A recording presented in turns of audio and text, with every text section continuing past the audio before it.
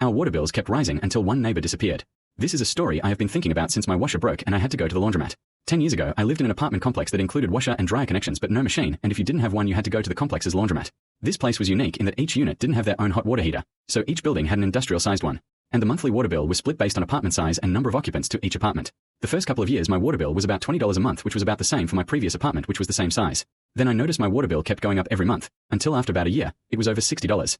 I contacted the office and they said that other occupants mentioned the same, so they double-checked the usage and it was correct, and they had no idea why it was so high. I had a downstairs neighbor who was disabled and with whom we would chat occasionally. He started complaining about his next-door neighbor, saying she was rude and loud, and he was tired of her running her washer and dryer constantly night and day. And he was sick of hearing it while he tried to sleep. How she constantly had people coming and going but refused to speak to anyone when he would see her. His comment about the washer and dryer stuck with me and I said maybe that's why our water bills are so high. We talked about the amount of the bill and his was around $75 since he had a bigger apartment and he thought it was crazy too. We had both just assumed that the complex was charging high rates. He also did not have a washer and dryer and used the complex one, as did most of the people in our building. Her apartment was the smallest model in the complex, only around 400 square feet. I guess we both started thinking about the laundry after that, and I began to notice that the people coming and going were almost always carrying full laundry baskets.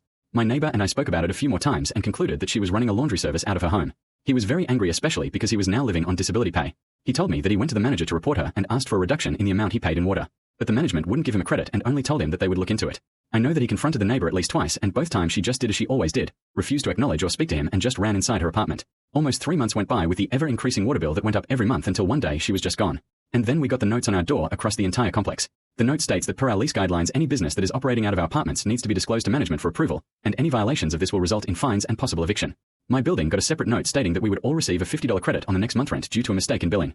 No acknowledgement of the fact that this went on for over a year and we were probably owed more, just some rug sweeping. Within a couple of months my water bills were back down to about $30. I get that people need to find creative ways to make money when they are broke, but she was running a business that we were all contributing to with no benefit to ourselves. In my opinion, that was stealing.